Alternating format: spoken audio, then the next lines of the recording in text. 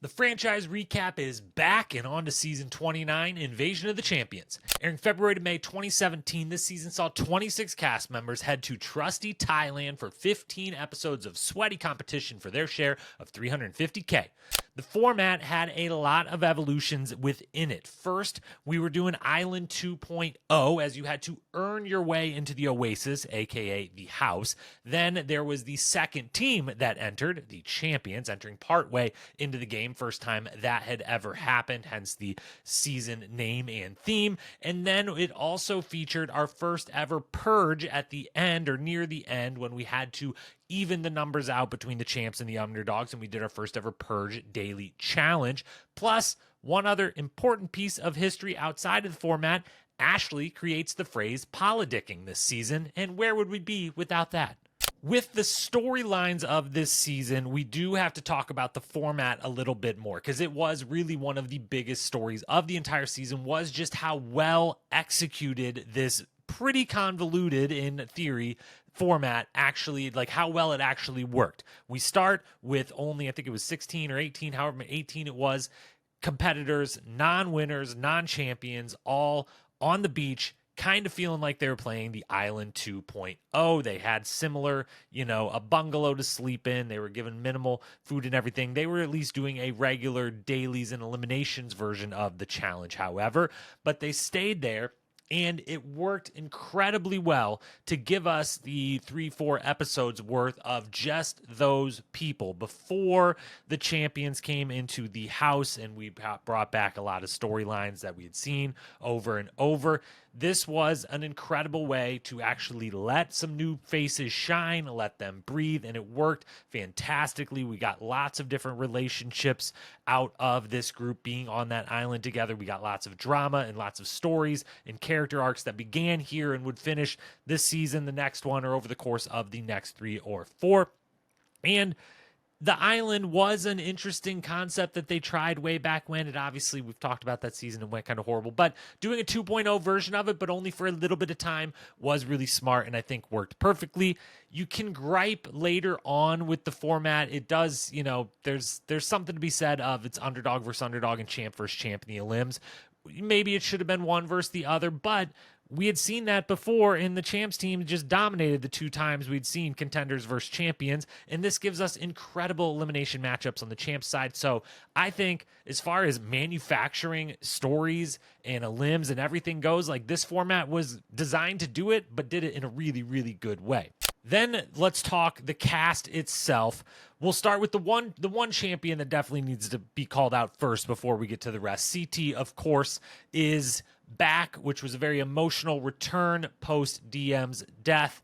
And then also now dad mode CT had been activated. He was fully into his dad era, and having him back, he obviously goes on to win the season, but it was just a big deal to, who knew if he was going to continue doing the show, if he did, what kind of state it would be in, where he was at in life and everything. And he's not only back, but he's this amazing version of himself. He's got a son to play for. We hear a lot about it, and he's a very different, kind of very lovable guy around the house, and he's calling out Bananas and others at times, but in a more like, just, I would like to beat you in competition, not I'm going to rip your head off kind of way. So dad era CT was here and great. Sober Tony was here and was very much highlighted by a couple funny moments where he would talk about, like, it's amazing being sober in the challenge house and not being one of the crazy drunk idiots running around being all kinds of wild right now, because we got a lot of that. Camilla, Nelson, Ashley, amongst others, have moments this season where the top kind of comes off, the lid comes off,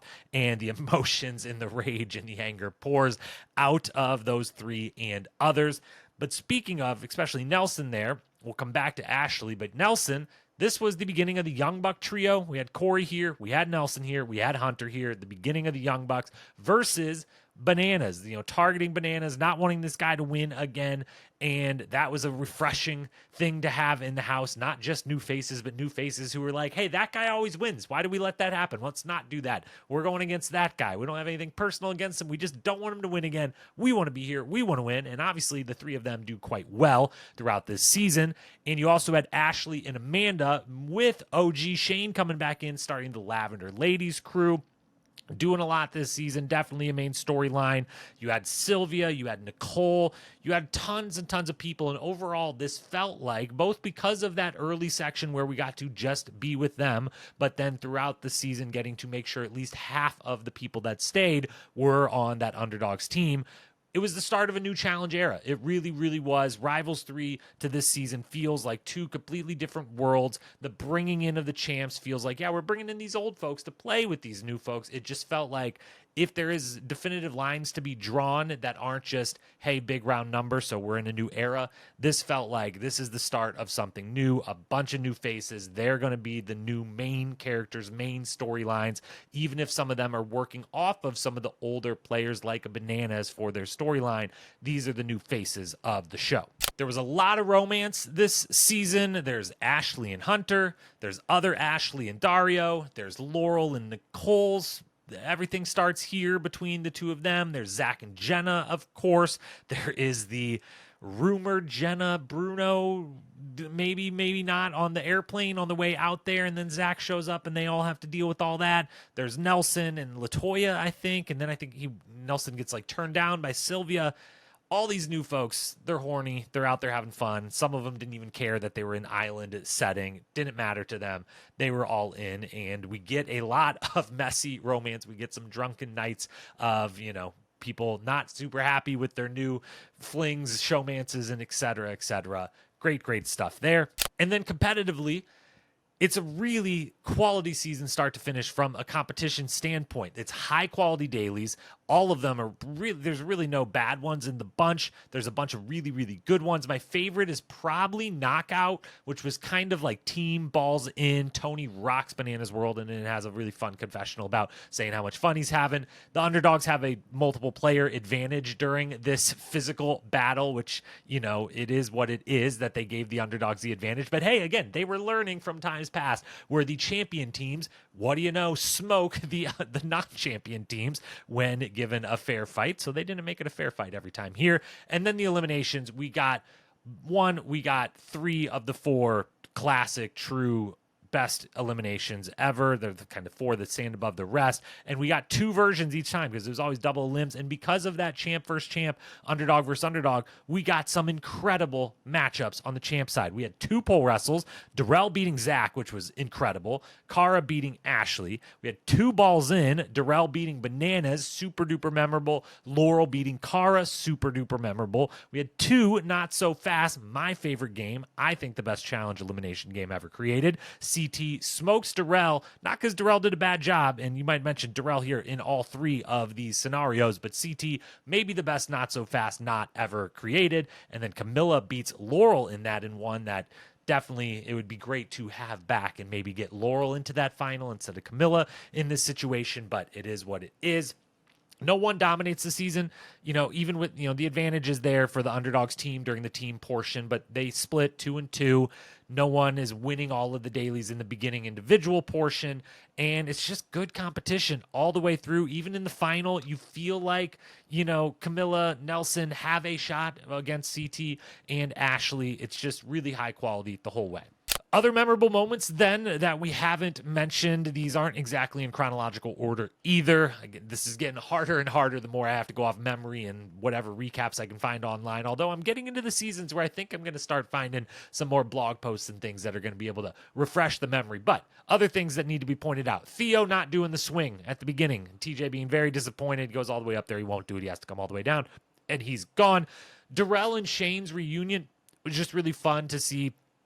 OGs that, this is probably could maybe even been evolutions of not the first time an OG kind of came back, but that 2 of them who hadn't been on a season together in forever and from their original season together were back together and hanging out. Kayla may or may not have, peed the bed. That was a fun moment. Her and Corey's makeout on the beach with the cameras was one moment also that sticks out in my head of like, these 2 know what they're doing on reality TV.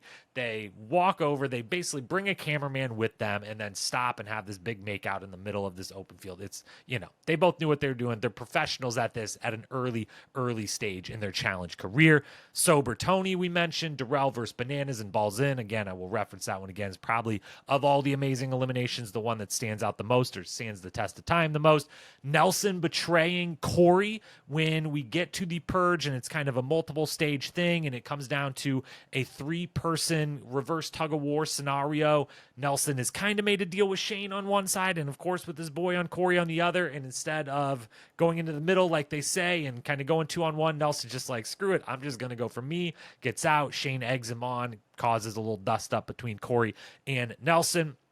Bananas steals the toilet seat, bringing back a classic challenge prank into the house. The girls, the champ girls that is, put chips in the beds of some of the younger non-champion women on the set, which makes them super duper happy. We get a touching DM tribute on the anniversary of her passing. They do a whole big tribute to it. It's really, really beautiful and wonderful.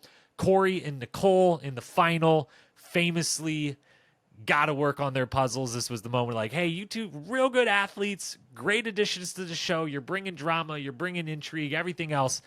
You're going to need to know how to do a puzzle, maybe even a little math sometime down the road. You might want to work on that. They had a very famous joint timeout on trying to count the triangles during the final. And then, of course, at the very end, CT gets the win, and it's amazing. It's not only like he's come back, he's dad now. He is admittedly a decent bit bigger. He's dad and dad bod, CT beginning for sure, but he's still getting it done. He gets the win, his second. And then across from him, we have sophomore sensation Ashley, after threatening to quit earlier in the season, having romances, having meltdowns, the whole Ashley Millionaire Mitchell experience on display in this, her second season, culminating with a win and the call to her mom saying, Mom, I did it. I won. It's all beautiful. It's all amazing. And it caps off a really good season. There's fantastic character development. It launches a new era of the show. It's got really good dailies and some great eliminations and a good deal of mess and romance and intrigue.